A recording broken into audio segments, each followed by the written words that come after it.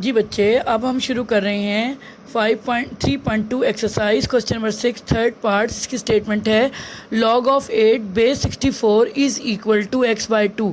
आपने सोल्यूशन लिखा, क्वेश्चन लिखें, ये लॉगरिथमिक फॉर्म में है, इसे एक्सपोनेंशियल फॉर्म में कन्वर्ट करना है। उसके लिए हम इसको इस्तेमाल करेंगे रूल का, log of y to the base a is equal to x, और ये चेंज हो जाएगा a power x equals to y में।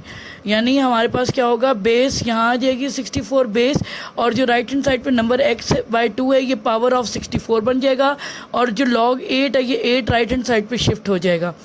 ठीक है, आई रिपीट, बेस 64 में ही रहेगी। जो राइट हैंड साइड पे x/2 है ये पावर में आ जाएगा, पावर ऑफ 64 बन जाएगा, और जो 8 है ये नंबर बन के राइट हैंड साइड पर आ जाएगा। तो अब आपके पास हुआ 64 whole power x/2 is equal to 8।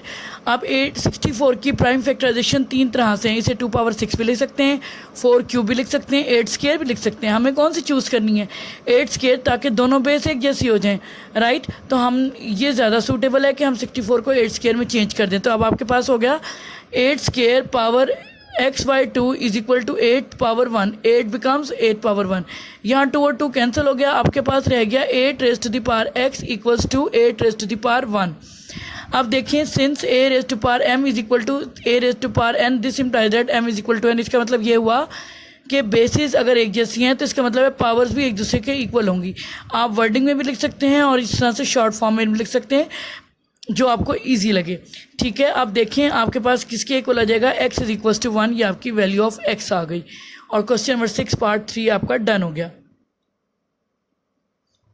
जी बच्चे, क्वेश्चन नंबर 6 पार्ट 4 देखो, log of 64 base x is equal to 2। अब आपका x जो है वो बेस में है, लॉगरिथमिक फॉर्म है, एक्सपोनेंशियल में चेंज करते हैं, इससे हेल्प लेंगे। log of y to the base a is equal to x transform हो जाएगा a power x equal to y form में, यानी आपका x जो है ना इन द बेस रहा, 2 जो है वो पावर ऑफ x बन गया, 64 राइट हैंड साइड पर शिफ्ट हो गया। इक्वेशन आपके पास बनी x square is equal to 64।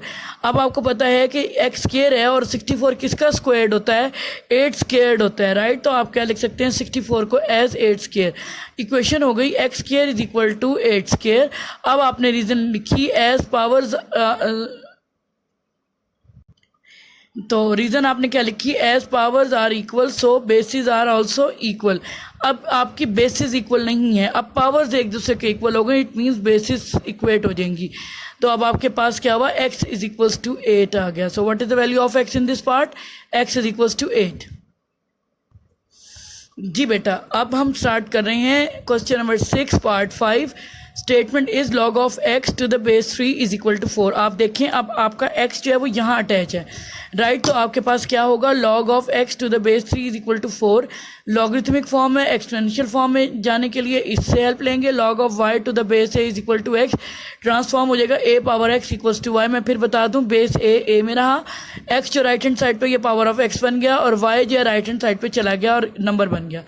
तो अब आपके पास एक्सपोनेंशियल फॉर्म क्या हो जाएगी, 3 raise to the power 4 is equal to x। Rewrite कर लेते हैं, x is equal to 3 raise to the power 4, मतलब क्या हो गया, x is equal to 3 times 3 times 3 times 3, और किसके इक्वल आएगा, 3 टाइम्स 3 9, 3 टाइम्स 27, 3 टाइम्स 81। तो आपके पास वैल्यू ऑफ x आ गई 81। गर्ल्स, हमारा 3.2 exercise question number 6 5 parts complete हो गए हैं। कोई प्रॉब्लम है तो अपने टीचर से डिस्कस करें। थैंक यू सो मच, अपना फीडबैक दें। अस्सलाम वालेकुम।